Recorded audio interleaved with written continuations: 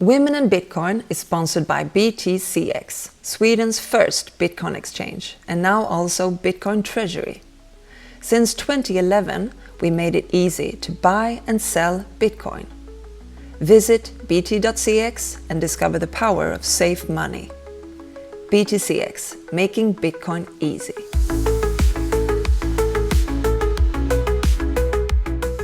So, if you've been to a Bitcoin conference, big or small, you've probably seen her. She's the warm, welcoming, beautiful face who makes newcomers like me, like I once was, feel at home. The woman we're about to meet doesn't just talk Bitcoin, she lives it. She's the living proof that you can step off the hamster wheel without blaming schools or family life or anything and build something completely different. So the thing most of us think is impossible but dream of, she did it. Her last name is Prince, but really, she's a queen. Mother of 4, including twins. Partner to podcaster Daniel Prince, and she's the beating heart behind the incredible family story in the book Choose Life that I have here. I finally worked up the courage to say hello to her in Helsinki this summer, and she graciously said yes to joining us today. We're thrilled to have you, Clair Prince. Welcome. Thank you for having me. Actually, I've been looking to talk to you for a while, so Oh, really? Perfect. Yes. Yeah. Amazing. Welcome. I'm far from this community in that sense, but I am new. But you know, the community is bigger what I thought, because I'm at the smallest community in Stockholm, but you in UK, Germany, Finland is a bigger community that I'm just exploring at the moment, and I'm so blessed being part of that journey. Thank you very much, Claire.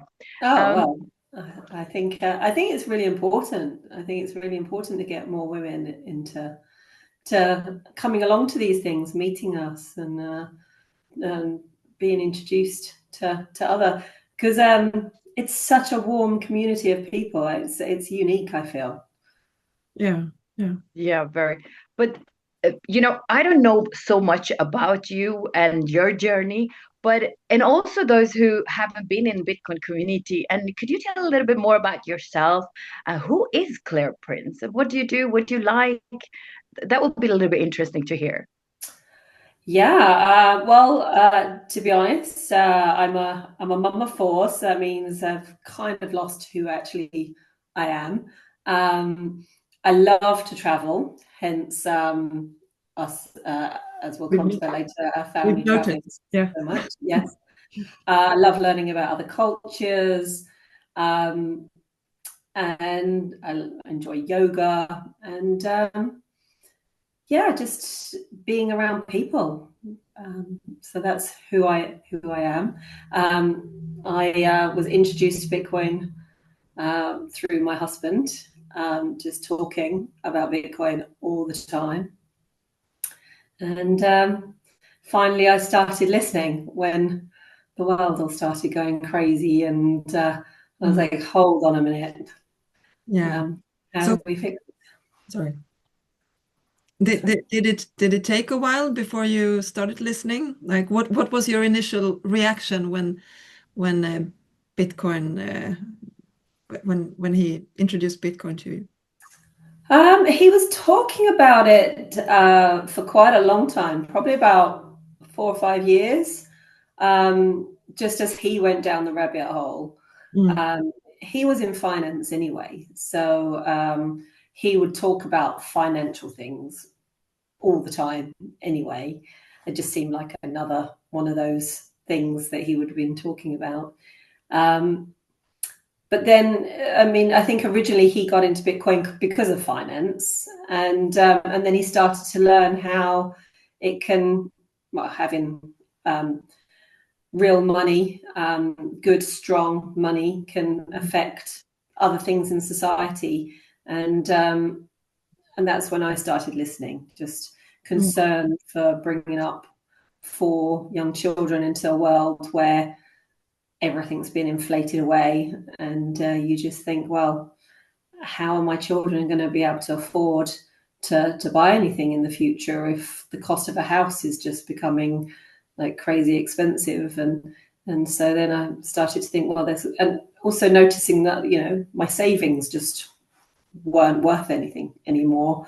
And then there was Dan going, well, this is why Bitcoin works all the time. So like everything, I was like, oh, this is like, well, this is how Bitcoin can help. I was like, it can't fix everything. Was it Claire difficult to orange pill you? I mean, your husband initially he orange pilled you in that sense. Yeah. Am I? It was a slow drip, I think, of just saying things all the time, and then it was, we were in social events and somebody would have been like complaining about things, and then all of a sudden I was like, wow, this is how Bitcoin would work for this situation. And then I was like, hold on a minute. Was that me? Was that my Did that come out of my mouth? Yeah, I can so much relate. I mean, it took 10 years for my husband to, I mean, it was all he was talking about. So after a while, I mean, it's your husband. It's like, yeah, okay, do your thing. Yeah, I know. You sort of don't That's even really listen a half. journey. Yeah, It's just there. exactly. I listened to a pod, I think it's Bitcoin and Me, and where you guessed it there. And you mentioned that you have two girls basically, and one of them handling the money differently. One of them Yes. like to get the fiat money and spend it straight away. Yeah. And the other one basically took the fiat money or the money and put it in the Bitcoin. I mean, was it different? Is it different to orange pill kids? Yes, completely. Because for the ones that went to school, they would go to school and they couldn't mention it to friends, especially girls. They wouldn't mention it to girlfriends. I think boys are much more eager to hear about it. They're much more tech, or not all of them, obviously, but when they went to school, they'd hear their friends say things like, "Oh, the Bitcoin's for scammers or for drug dealers and things like that." And it's like, well, that's what my dad talks about all the time. So, yeah, and then a few boys started being really interested and asking my daughter about it. So we ended up having a couple of French boys come over for dinner, which was really difficult because our French isn't Bitcoin level French. And so trying to explain it through my daughter. It's funny now, though, she is fully orange pilled. So at the time, she would just eye roll and, Dad, are you still going on about that Bitcoin thing? Yeah. But she did an internship during the summer at a company called Paystand in the US, and she saw Bitcoin working and really helping people. And now she's like 2 feet in and trying to set up a Gen Z Telegram group to get other young people connected as well. Wow. So what we're doing for Bitcoin, she's trying to do for the younger generation. Yeah, and I believe I understand that your children have been a part of I mean, I met I don't think I met all your kids, but I mean, No, they're all Lauren. At the Bitcoin conferences, and I met them, and Yes. they met my daughters, and I tried like, oh, connect with them. This is your future. Yes. Yeah. Yeah, and I think Sophia was responsible with a lady called Frankie for the young education in the Madeira conference, and that just blew me away because I had no idea that Wow. she had that in her, and she was really quite young, maybe 15, 16. And she and Frankie did 2 days of education for the kids at the Bitcoin Madeira conference, which was amazing. Amazing. Good work there, Claire. So, Yeah. Claire, I'm gonna rewind the tape a little. So, Yeah. the book, Choose Life, that Daniel has been writing, but you are, the big part in it. You might not stand as the author, but I mean, let's be honest, you did all the Yes. the work Yeah. with it's and the traveling and I mean, Like, so how did this whole start? You were in I will call it the fiat-driven hamster wheel. Yes. When did you feel like this is not for us? Let's do something else. So take us through this and what happened. Yes, this is a long time ago now. So this was way before we even discovered Bitcoin. Mhm. But it was part of the Bitcoin journey, I would say, but way before it. And we, as a couple, my husband and I, well, we were boyfriend and girlfriend before. We'd moved to Singapore to live for his career, and I followed him and worked for a little while, and then we decided to get married and have children. And as I followed him, I couldn't get a decent job that actually paid me anything worthwhile. So I had the privilege of being able to stay at home with my children, Wow. which I think was really good, a real benefit. I think if I had been here in the UK, I would have worked when they were younger, but I really see it as a privilege that I was around with them the whole time. Yeah. And so there was well, we had two, and then I fell pregnant again, and that was twins. So we doubled kids overnight, and that was a Two for huge the price of surprise. one, I think you said. Yeah, exactly. Two for the price of one. Three pregnancies, four children. So very efficient.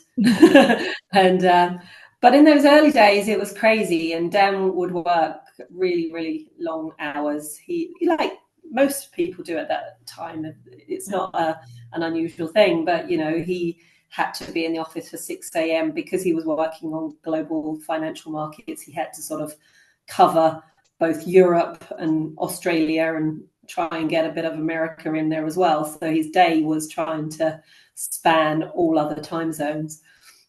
And then if he had to entertain clients, he would then go out after work and then come back really, really late. So I was at home on my own with the kids all the time, which that wasn't a problem, but it was a lot to manage without family around.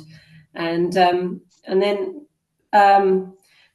the day-to-day of Singapore's a very much keeping up with the Joneses kind of environment. So all the children are doing extracurricular activities, sports and things. So I would be rushing around trying to keep up with fiat life, I suppose, trying to get them into all their clubs after schools and things. And I wasn't happy with their education. I hated it. They were in a local school, a Singaporean school, which was very black and white kind of education. So when my daughter would come home from school and tell me what she'd learned, and I'd be like, "Oh, I don't necessarily agree with that. It's a very grey area. It's not black or white. It's the grey in the middle." And so I didn't like the fact that I was contradicting the teachers, and so left my children very confused about who was right and who was wrong. So I hated their education. Didn't even occur to me at that stage to home educate them. It was just what you did. You sent them to school, and there was four of them, although two of them were little. So, and then Dan read The 4-Hour Workweek and by Tim Ferriss, and he came home with all these ideas, and then he read it again, and then he started to say, "I need to take my life back. I need to quit this industry." He didn't enjoy it at this stage, and then we talked about quitting and trying to find more balance with life. And then I said, well, if we're leaving Singapore, I'd really like to see some more of the region and go traveling with the kids, show the kids Asia and maybe Australia and New Zealand, because what's the chances of us not coming back this way ever again? Or, if you're now quitting your job that we afford everything with, because it was literally like jumping off of a cliff. You know, are we going to be sleeping under a bridge with our 4 kids, you know, by quitting your job? Yeah. And so it's like, well, let's see some of Asia before we go back to Europe and try and find another way of working. And we spoke to a few friends that are teachers, and they were saying that it's an amazing way to educate your children, to show them the world. And that was it. We sold everything that we had pretty much. And within 6 months, we took the leap. We went to Thailand first, and then spent a few days trying to chill from the move out of Singapore, and then we started making a plan, and to make it affordable, was this plan after you take a decision to move out, or was it before? Or was it like a continuing thinking, oh, what we're gonna do? The journey. It was a kind of a vague plan already, but it hadn't really been put into place because taking the children out of everything and selling out of everything and closing everything up took up so much time. So then we have a house in Thailand that we bought years and years and years ago, and we went there. And because we were there now, that we could just chill and then start to look into how we could make the travel plan work. And so we had a little bit of a time respite. And so we looked into home exchange, and with the house that we were staying in Thailand, and started contacting other people that were on the website that we used. It was called Love Home Swap at the time, and which is closed now. That company doesn't exist. But and we others, right? There's sorry? there's Yes. other websites that Now we use home exchange, so we still do it because it's such a good way to travel with family. Really, I know that there's lots of people that travel as couples as well, but to have a kitchen and a washing machine and space was just so helpful when we were traveling all the time, because it also made it more affordable. It meant that we would arrive in a new place and go to the local market and would get the culture of a local market. So that was real travel and seeing real people. And then we would buy our local groceries and then cook them at home, which meant it was a lot cheaper for us as well. So you instantly get into the culture by doing this. Yeah, it was, you know, there's lots of ways to travel, but you could turn up in a hotel in the middle of a place and not actually really see, you know, there's plenty of people that go to resorts, don't they? And they don't leave the resort for the whole time that they're in a place. So yeah, we were sort of in someone's home in a proper community, and really. And I also read that I think you commented on this, like when the average family that goes on a holiday, they spend like 2 months salary on just accommodation. And I mean, we honestly don't know where we end up. Of course, it's what's this website that people use most for traveling? For trying to work out where. I mean, less people actually go to hotels now. They like Airbnb. You mean Airbnb? Yes. Yeah. So this is also but it's still expensive even if you go on Airbnb. But this is and you still don't know what you're going to get each time. No. Even with home exchange, we didn't, but we did a lot of research. You don't pay anything for home swapping. You just swap homes. So you pay to be part of the community. Okay, yeah. And then when you exchange, it's an agreement between two people. And it's often very generous. I mean, we had one home exchange where the guy gave us his car, and some people have the ability to do that. We have never been able to do that, and you know, it was only one. But you know, you often agree things like to pay cleaning fees, and things like that. But on the grand scheme of things, it's a lot cheaper. Don't really pay the bills, because when you swap, you stay in the other person's house and you using the electricity, and I find that people are generally much more considerate when they realize that they're staying in someone's home, rather than if you're in a hotel, you have the aircon running the whole time and things. So. Yeah. That was really smart. It came actually an idea for me here while you talking. I was thinking, well, we can have some Bitcoin community that we can swap each other's houses, and at the same time we experience the different countries and get part of the community in that sense. Maybe that is. Do you think that will work in a Yeah, Bitcoin I community? think there's already people onto that. They are okay. Well, there's Air BTC where people, it's not swapping, but Oh. it's like Airbnb, but people put their properties on a website and you can pay in Bitcoin to stay there. But yeah, I think, generally there's a lot of trust in Yeah. Bitcoiners. So it would be very easy to exchange homes, I think, with Bitcoiners around the world, isn't it? Yeah. Yeah. Maybe that is an idea we should do, Rebecca. Swap the houses. Go for it. I will follow you wherever you go. Yeah. Um, so so you traveled for 3 years in total. Is that true? Yes, it was supposed to be 6 months to a year, Yeah. and it was just Then working. It worked so well. wow. The kids, it was so nice to be with them 24/7, for Dan to be with them all the time. Obviously, he'd never spent so much time with them except for on holidays. And when we traveled before, we'd go on holiday, but he'd spend about a week trying to calm down from his work life.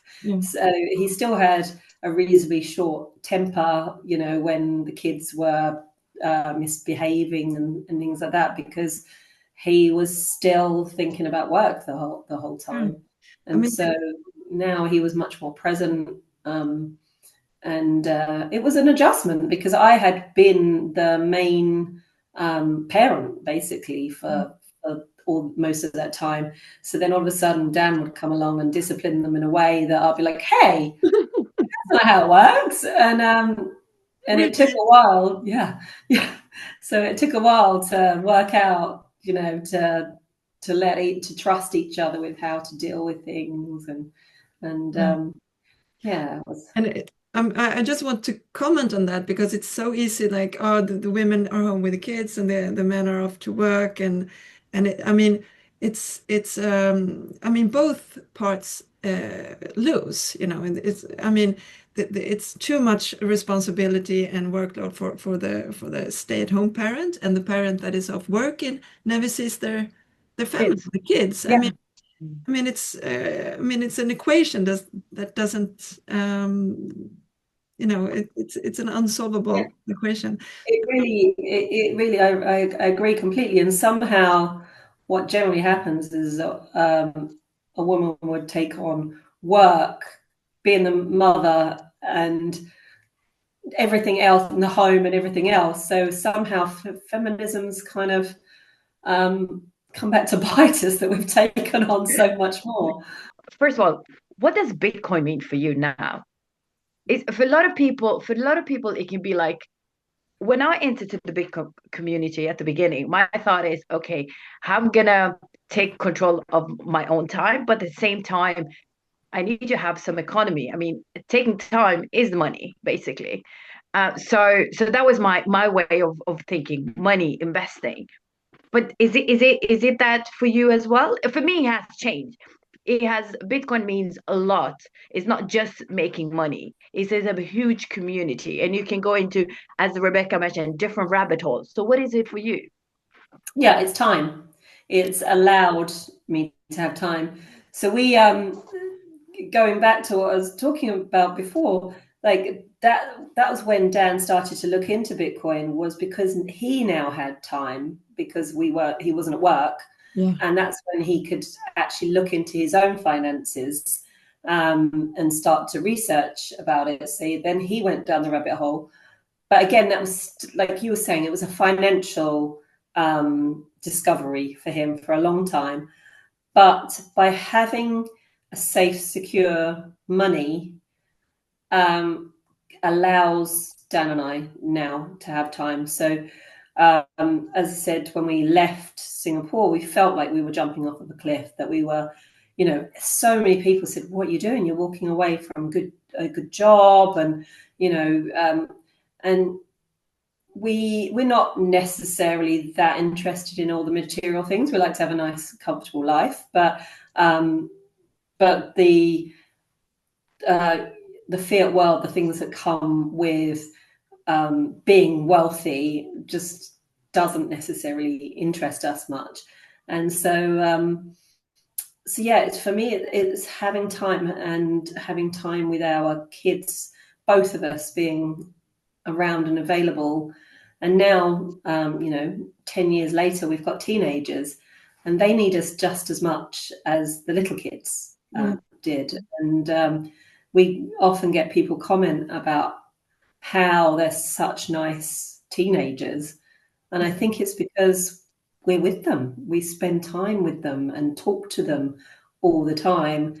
And we're trying to raise good adults, really. Yeah, So, yeah. And you've had time to do it. I think most parents that I meet, like my friends, they feel like they don't have the time, and they feel like there's it's so hard. They're just trying and trying and trying, but they're never enough. Like they're not yeah, enough I agree. work, they're not enough. They don't meet their friends enough. They don't see their kids enough. It's Yeah. like we're left with a feeling that I just keep trying harder and harder, but it's never enough. I agree. And that's nobody's fault. It's No. the way that the world is. But yes, so by having the Bitcoin has allowed us to be much more secure in not having to work quite as hard to be able to afford the things that we need, just knowing that we have that. And I was talking to some Gen Z Bitcoiners at a conference just recently, and like one boy there was telling me that he started saving into Bitcoin, and he could now go to university because he has that behind him. Yeah. And as a kid, the main consensus amongst the kids I was talking to, they were saying that they would have choices when they're older because they have the backing of Bitcoin. They could choose whichever career that they want to go into, not pushed into something because of money. And they feel more secure that they might actually be able to afford something when they're older. So yeah, I think education is such a crucial part in this, and I feel like there should be a Bitcoin school for sure. Someone has to create the Bitcoin, so it will be an institute where kindergarten start with Bitcoin. But however, the world is at the point that why are we not educating more where there is you can still have the fiat system. I'm not saying we all know about the fiat system, but when we have a solution, another choice like Bitcoin, why we are not educating them? I said, what are we afraid of? I'm not saying we as a Bitcoiner, but I mean we as a community or as a governance or I mean that sense. Yeah, I agree. It should really be part of schooling, but then financial education in general is not really part of schooling, is it? Yeah. Is there a reason for that? Is it so that people just don't understand how money works in general, and it keeps people working? And I mean, that's a whole different thought and, I suppose, idea. But I don't know. You'd think that, considering that all they want us to do is pay more taxes, that you'd think they'd teach you how to pay your taxes at least, or how to complete the forms at school. But no, the forms are so complicated, aren't they? But yeah, no, Bitcoin education. I mean, interestingly enough, there's more, I think, Bitcoin education in the global South. There's the Mi Prima Bitcoin course that happens. I think that's in El Salvador, and they're teaching amazing things. Is it because they have nothing to lose and we have? Is it that's the I think there's government skepticism a lot more. I think in Europe, we're still so comfortable, even though nobody is particularly 100% happy. Everybody is feeling the crunch of life with finances and never being able to take a step up or anything. But everyone still believes that their government is still working for them and trying to help them. And whereas in Latin America, they've and Africa, I think they've had a history of just never being able to get a step up in life, and they don't trust their governments. And I think that's similar to a lot of places in Eastern Europe. The countries that were had a history of communism, I think they don't trust their governments so much either. So there's a lot more Bitcoin interest there as well, I think, because there's a necessity. And I think you touched it also before that, I mean, going to a job he was working 6 days a week, sitting by your desk, doing what you're supposed to do, then commuting home, be with your family, take care of.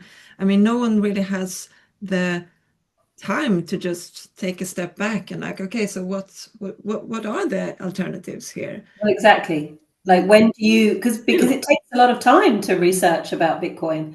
And if you don't do the research properly, that's how you get your fingers burnt, isn't it? And that's where the bad press comes from, that people get scammed and things. So when do you get time to listen? I suppose if you've got a long commute, there's podcasts and books. Yeah. So, but you've got to have, so many people are just so busy that they don't have time to even think about anything else. So that's the problem. Clair, day to life, do you even try to orange peel people around you, like your family, friends and stuff, or you just give up? What is your tactic? What do you do? I did.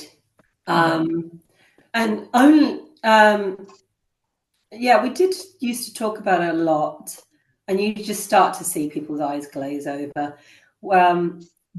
We often used to get people, when the price was high, historically, people would come asking about it, but they wanted us literally just to get them in and get them some Bitcoin.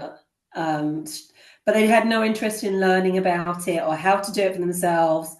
And then they'd end up with some wallet with some Bitcoin on, and then we wouldn't hear from them for a long time. And then all of a sudden the price would drop, and then they'd say, oh, that Bitcoin thing that you got me into, even though they'd approached us.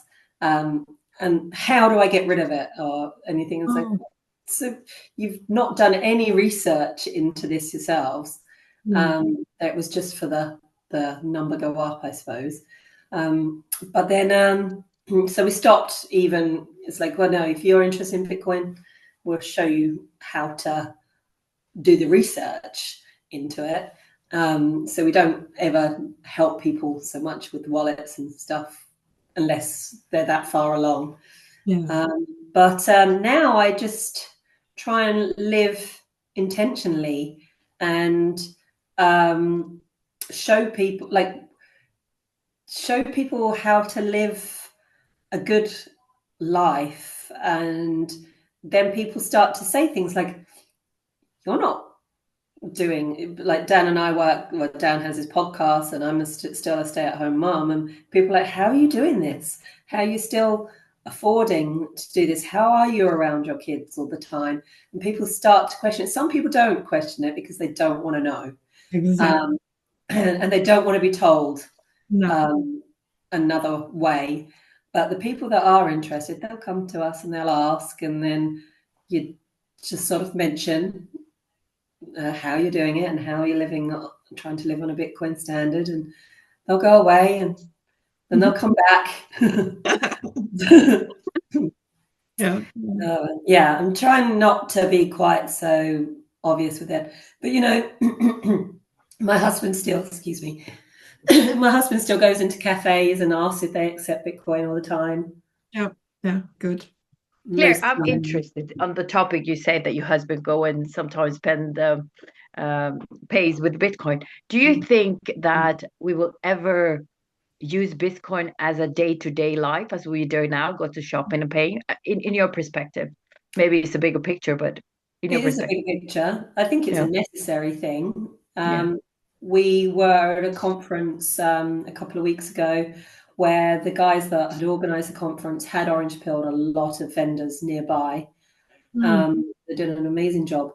And so at that conference, you could go and buy coffees in local coffee shops and spend Bitcoin. And it was all very new to them, but very good for them for being open-minded and accepting it. They were all independent businesses, so that makes it a lot easier for them to do that kind of thing. And at the conference, they had kind of like a flea market in a room where Bitcoiners were selling things like jams or teas or lots of little things for Bitcoin. And there were a lot of people there that would say, "Well, I'm not going to spend my Bitcoin on a jam or a coffee." But I just think it's important to use Bitcoin and start of getting people used to using it as a currency. And okay, it could end up being the most expensive coffee in the future that I've ever bought, but I think it needs to become a currency for it to work properly. That's And how. and to show people and yourself that it's not so scary, it's not so complicated. It's just a transaction. I mean, it's a very pure transaction, and that It really is. But also, people exchange, well, they don't really exchange cash so much anymore, but people tap their cards all the time without even thinking about it. They don't know how dollars, euros, pounds work. They just know that they need to exchange that amount for the thing that they want. That's exactly the same as Mm. what Bitcoin is. It's just there's a lot more numbers in it generally. Yeah, Um, yeah. so yeah. I'm Oh, you want to say something, Rebecca? no, I just wanted to go to the next uh, area here. Did you want to comment on this? No. I was going to the next area, but keep it. Go. All right. Go. So I'm gonna take it back. It's a little jumping on Bitcoin and then back to the traveling. It goes hand in hand, I feel. But you were traveling for these years together with four kids. I mean, I have two kids, and just going to the supermarket is a challenge. So hat off for that, Claire. But in retrospective, like when you had younger children also, what do you feel that like they gained from traveling, I mean, going to the world school instead of going to, a normal school every day? Yeah, they gained so much. They gained not being scared of differences. I think just seeing people in different cultures. They saw that the way that what things work in other countries work just as well, Mm. even though it's a different way to how we might do something back home. They learned, yeah, people looking different, but actually everybody being really kind. They learned a lot of kindness from people that from strangers. So we before we started traveling, we lived in a world where the schools and everything were teaching stranger danger, and quite rightly. But on the flip side, strangers actually are just people we don't know, and most, I'd say 90% of people are really nice and kind. So they learned that, to speak to other people and not to be afraid of speaking to other people, which was good. Mm. Well, there's so much that they learned. Security, because they were with us the whole time, that they knew that they were safe wherever we were. We had so many amazing experiences. We had a few crazy experiences. Dan had an appendicitis during our travels, so he had to go into hospital while we were there. And the kids all had little accidents or sicknesses, but that would have happened at home anyway. So, kids get sick or hurt themselves at home just because you're traveling. I mean, it's a bit more difficult because you don't know the local hospital and things like that, but it all worked out. But it sounds more like your children are free. Yeah, That's what it sounds. yeah. I mean, it's not a small thing to give a child. No. I mean, I really want to highlight that the biggest gift that we can give someone, I mean, your kids or yourself, like to go out in the world and trust people, because it's so easy to sit where you are, watch the news, feel like the world is a dangerous place. As but like I mean, I love to read. I'm a reader, so I love this book, and also I'm fascinated by young women going out on an adventure by themselves. Like we have a Swedish adventure girl who bicycled all over the world, actually Wow. in Singapore, but her and also like through I think she even went through Afghanistan at one Right. point, and everyone was so wanted to protect her, like, oh, you can stay with me because people are so dangerous here. It was just the thing was that everyone said this to her, like, and I want to protect her. So she never met these dangerous people that everyone was talking about. Yeah, I agree. I Yeah. agree. When we were flying, we flew from Canada to New York. Mm. And when we were checking in, the check-in lady said, "You're taking 4 small children to New York. You know it's a very dangerous place." And she said, "How are you getting from the airport?" And we were like, "Oh, we were going to take the subway." And she was like, "Oh, don't take children on the subway."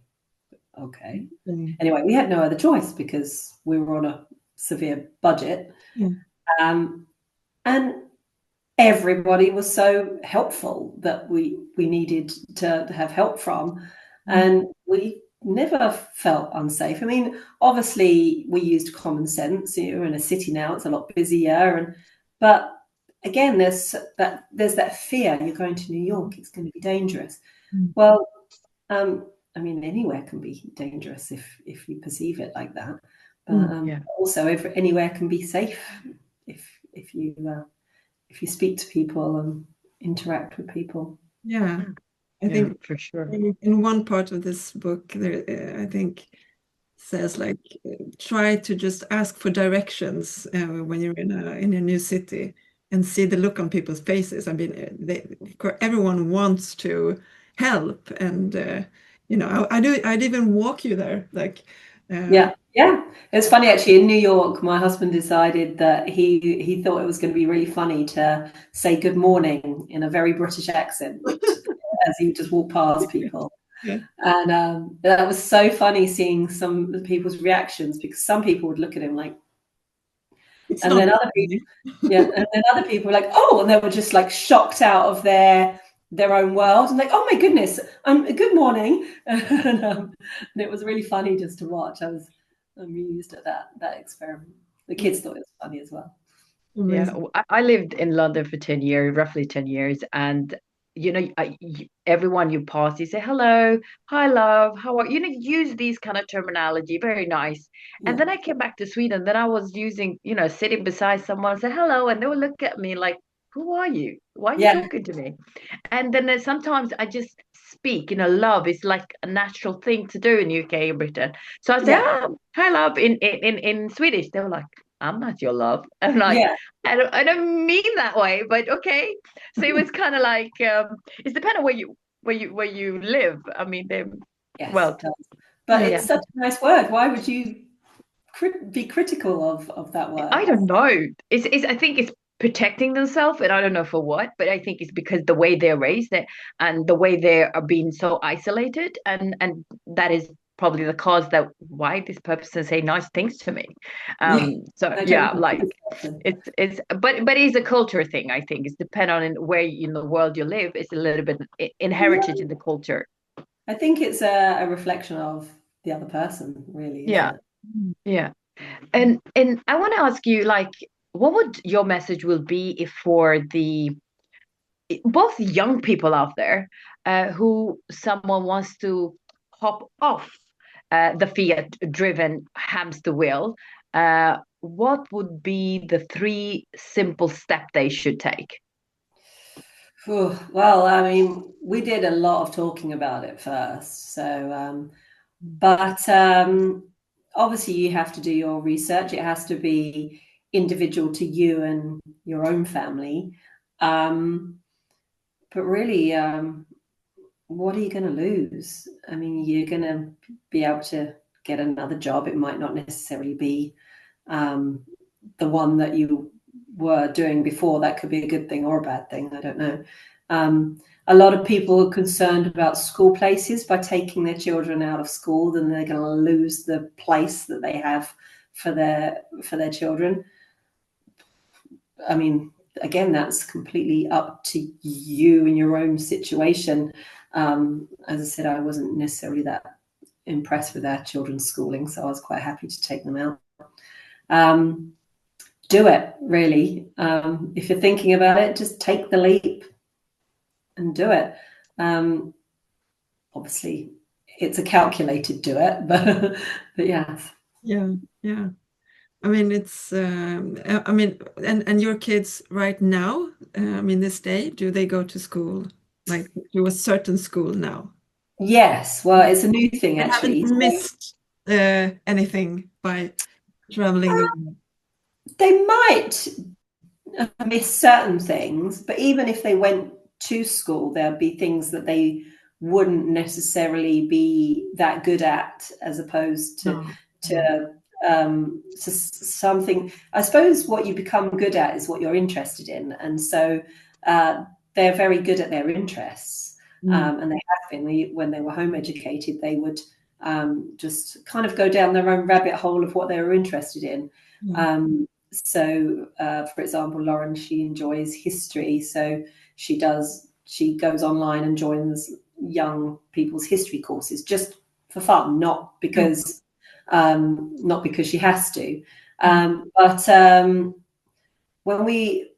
at the end of our travels, we decided that we wanted our children to learn a second language, and we were traveling around Spain or France.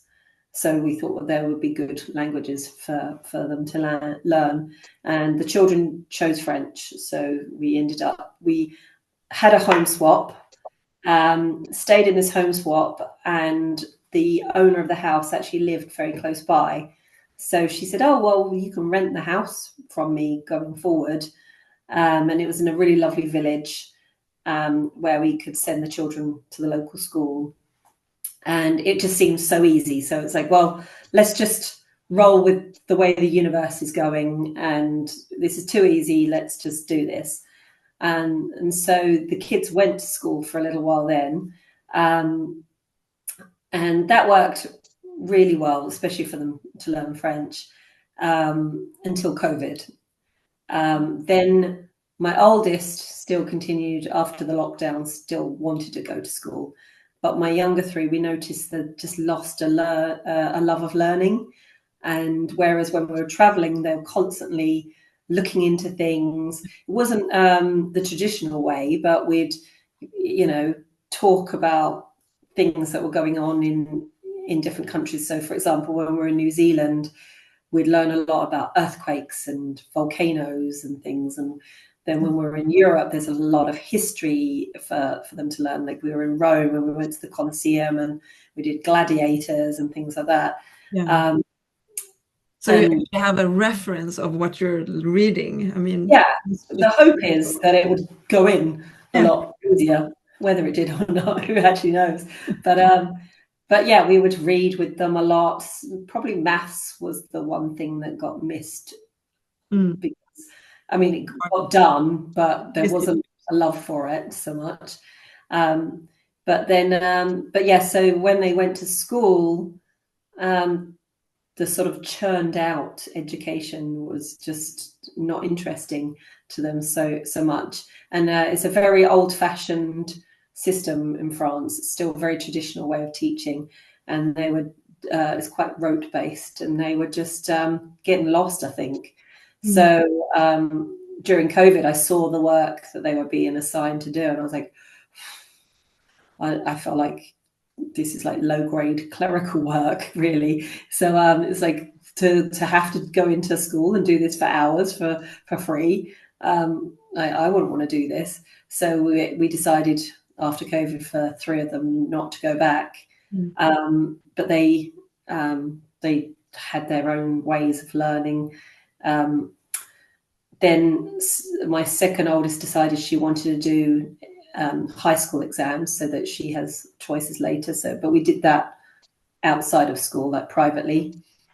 My oldest stayed at school, so she went through school and she's now at university.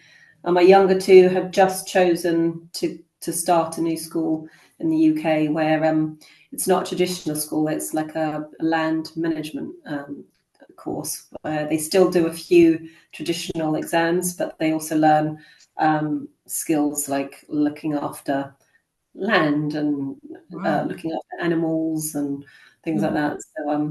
So far that's going really well. Practical. So I am going back to Hannah's question there, like 3 steps. It's talk a little about it, have a rough plan, and take the leap. Yes. Okay. Articulated that much better than I did. So I would recommend anyone to read this book and to come to the next Bitcoin conference and just take in and have an open mind and heart. And it's really a great book. You are part of the end of every chapter. You come in and give your wisdom on things. But it's full of tips and hacks and tricks on how to get started and how to manage. And it's also full of very nice quotes that really gets you going. Like, yeah, this is a good quote. Yeah, So I mean, that's all Daniel. But yeah, I did read when he was writing it, I would be proofreading it. And then at the end, I was like, I remember that differently. So that's why I started to put my little bit at the end. And then when we were having it edited, the editor was like, I really like this, that Claire puts her bit at the end. Could she do that for every chapter? I was like, okay. Yeah, it adds a lot of value because he's very positive and also, you know, it's the male perspective, which is very, of course, useful. And then you need a bit of a woman's take on things to make it a little more.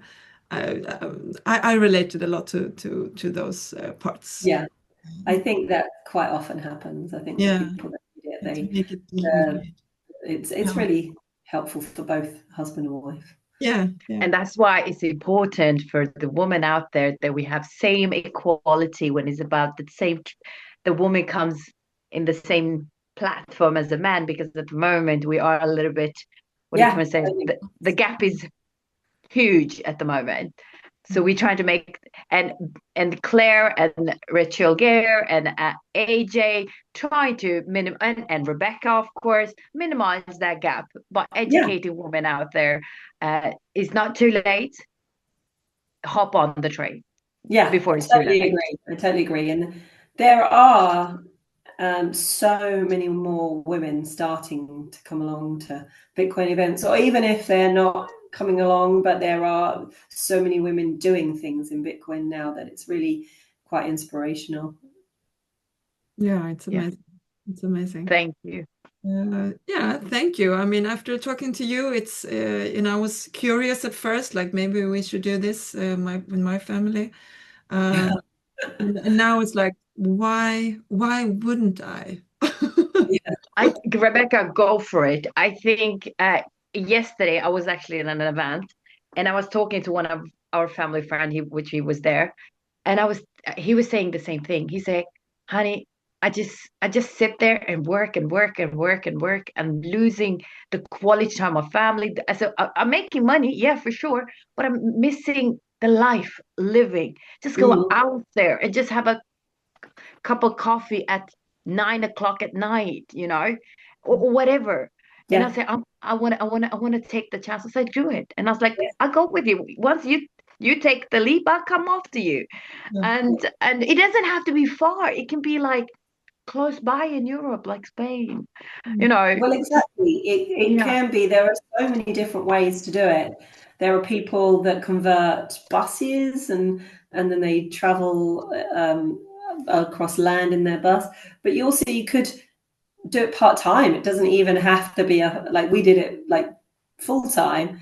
But you do whatever you can with your family and what makes you happy. If you're happy, if the kids are happy at school, if you're happy going to work, Mm. don't change it. But if no, there's that niggle that it's like, life is passing me by, I'm not enjoying that's what it was for us. It's like we're not enjoying our family. We've got 4 kids that we're just not really see grow up and enjoying.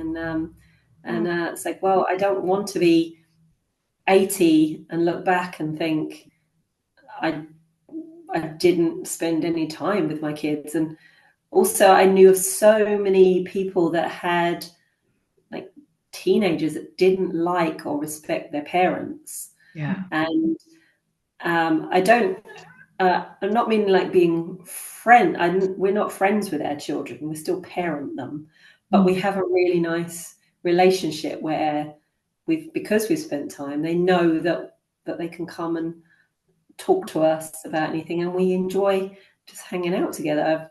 Mm. You know, our 20-year-old actually does want to spend time with us, sometimes, as well as her own friends and things. So that's, Mm.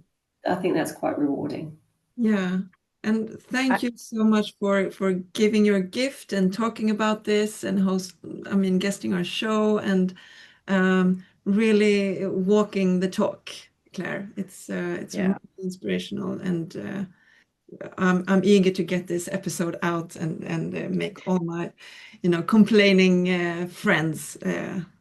Yeah. Well, I mean, it's separate from Bitcoin, but it's so related to Bitcoin as well, because it is basically, as I say, Bitcoin is time. It enables everything to happen if you want it to. Yeah. So, Can I add something, Claire? I spoke to Rebecca before this episode. I mean, what you are doing actually, I mean, it takes as well a lot of energy and time itself. But what is converting is sense of a purpose, as I understand, because you're enjoying what you're doing, even though there is a lot of, I mean, it takes a lot of energy of someone. yes. Being on meeting people, greeting people, speaking out there, being a figure, it takes. I mean, it takes a toll as well. But at the end of the day, as I understand it, you're doing it because sense of a purpose. You Yeah. feel not empty anymore. You're not Yeah. chasing of something. I agree. And it's so not it's not natural for me to put myself out there or to like speak I don't speak at events, but I would do a panel, for example, where we're having a conversation.